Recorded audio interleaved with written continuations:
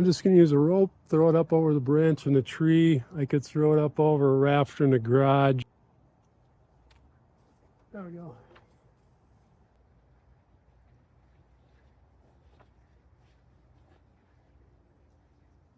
Get that close.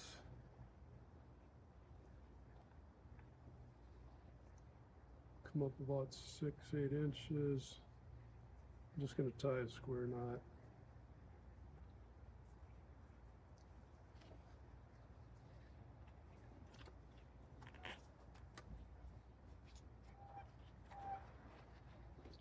Lifted up the bike, run the rope underneath the seat, and there we go.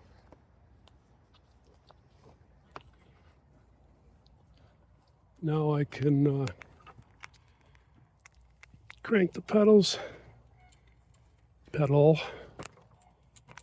and then the back wheel spins. It flops around a bit, but works great, very inexpensive.